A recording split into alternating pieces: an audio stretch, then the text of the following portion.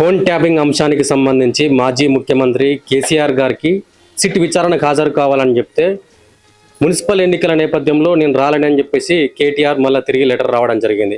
వస్తే ఎర్రవేలి ఫామ్ హౌస్కు రండి, లేకపోతే మున్సిపల్ ఎన్నికల తర్వాత విచారణకు హాజరవుతాను అని చెప్పేసి కేసీఆర్ మెన్షన్ చేయడం జరిగింది.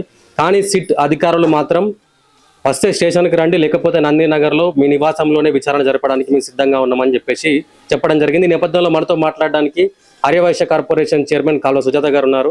మ్యామ్, ఫోన్ ట్యాపింగ్ అంశానికి సంబంధించి కేసీఆర్ విచారణ గురించి ఏం చెప్తారు? ఫస్ట్ ఆఫ్ ఆల్ అమ్మా, నేను ఏడుంటే ఆడ రానంటే అమెరికాలో ఉంటే వీసా తీసుకొని అమెరికాకి రా, దుబాయ్లో ఉంటే దుబాయ్కి రా అనడం కరెక్ట్ కాదు కదా.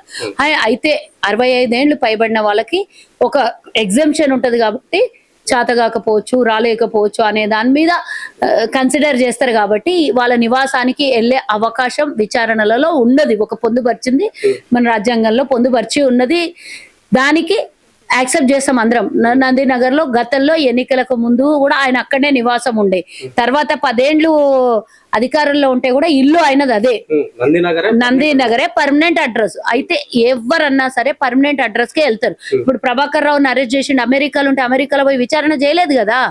నేరం చేసిన వాడికి ఎవరికైనా ఒకటే, అది కేసీఆర్ అయినా ప్రభాకర్ రావు అయినా ఎల్లి అయినా మళ్ళీ అయినా ఒకటే ఉంటది. కాబట్టి అక్కడ పోయి విచారణ చేయలేదు, ఆయనని ఇక్కడ పట్టుకొని వచ్చిండ్రు. కేసీఆర్ మాజీ ముఖ్యమంత్రి అయినందుకు కన్సిడర్ చేస్తారు. బట్ నేను ఫామ్ హౌస్ లో వండుకుంటా అంటే అడిగి పోయి విచారణ చేస్తే రాంగ్ మెసేజ్ వెళ్ళిపోతుంది, అది తప్పు. అది అంటే వాళ్ళ వృత్తికి వ్యతిరేకం అది.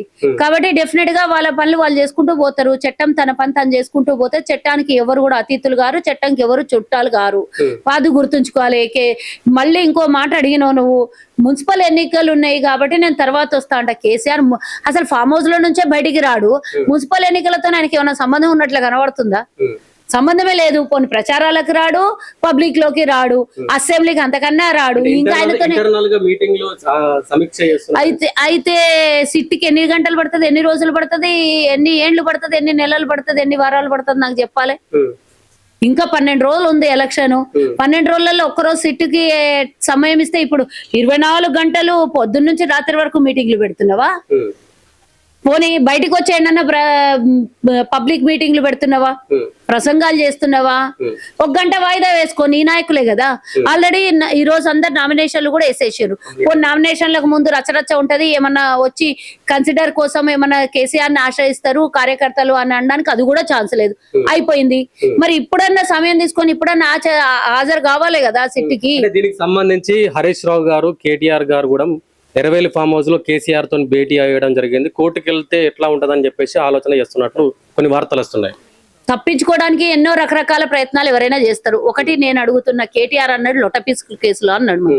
లొటపీస్ కేసుకు ఫామ్ హౌస్ అయితే ఏంది, నందినగర్ అయితే ఏంది, కోర్టు అయితే ఏంది, లేకపోతే విచారణ అధికారుల దగ్గర పోతే ఏంది నేను అడగడానికి. డైవర్షన్ చేస్తున్నారు, కావాలనే డైవర్షన్ చేస్తున్నారని కేటీఆర్ చెప్పింది కదా.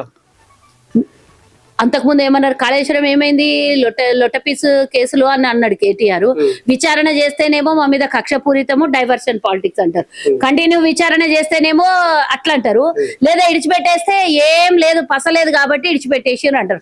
అంటే అదేమంటారు చూడు, వీళ్ళతో ఏగేది ఎట్టనో నాకు అర్థమయ్యటం లేదు. మామూలు వేషాలు లేవు వీళ్ళవి, మామూలు కథలు లేవు. తప్పించుకునే ప్రయత్నం తప్పించి తప్పుదారిన పంపించాలి కేసును అనేది మీరు డైవర్షన్ పాలిటిక్స్ చేస్తున్నారు. ఇప్పుడు పిలిచినప్పుడు వచ్చి విచారణకు హాజరై ఇంటికి వెళ్ళిపోతే అయిపోయింది. మా అయితే 1 గంట 4 గంటలు ఒక రోజు అవుతుంది.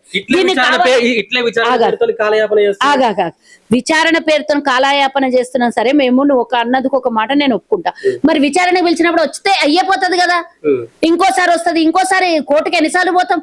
ఒక చిన్న కేసు ఉంటేనే 1000 సార్లు కోర్టుకు హాజరవుతాము, రాకపోతే శిక్షలు పడతాయి. మనం పోయితే ఆయన వాయిదాలు ఇస్తే పర్వాలేదు జడ్జి గారు, కానీ మనం పోకపోతే తప్పకుండా 1-2 సార్లు చూసి 3వ సారి శిక్ష పడుతుంది. మరి అలాంటిది ఈ రోజు కోర్టు వాయిదాలు ఇంత ఎత్తు ఫైల్స్ ఉన్నాయి అన్ని చోట్ల కోర్టులలో. మరి అట్లాంటిది ఒకటే రోజుకు దిగుతుందా కోర్టుల కేసులు? ఇది కూడా అంతే కదా, రాజైనా బంటైనా ఒకటే ఉంటది విచారణ. నేనేమంటున్నా, విచారణ పిలిచినప్పుడు రాకుండా మీరే డ్రాగ్ చేసి మీరే టాపిక్ డైవర్షన్, మీరే కావాలని రూట్ డైవర్షన్ చేస్తున్నారు అనుకోవచ్చు కదా. మేము పిలిచినప్పుడు వెళ్ళిపోతే అయిపోయింది కదా. ఇగో మేము బాజాప్తా పోయినాము, దమ్ము లేనోళ్ళు పసలేనోళ్ళు పనికి మళ్ళీ క్వశ్చన్స్ వేసారు, మేము ఇది అడిగితే ఇది అడిగి జవాబు చెప్పేసి వచ్చినాం, అయిపోయింది. దాన్ని చల్లగా కూర్చుంటే అయిపోయాయి కదా. ఎందుకు మీడియాని ఇంత హైప్ చేస్తున్నారు? లేకపోతే ఇప్పుడు వాళ్ళు విచారణ పోతే నువ్వు నా దగ్గర రాకుంటేవి కదా అడగడానికి.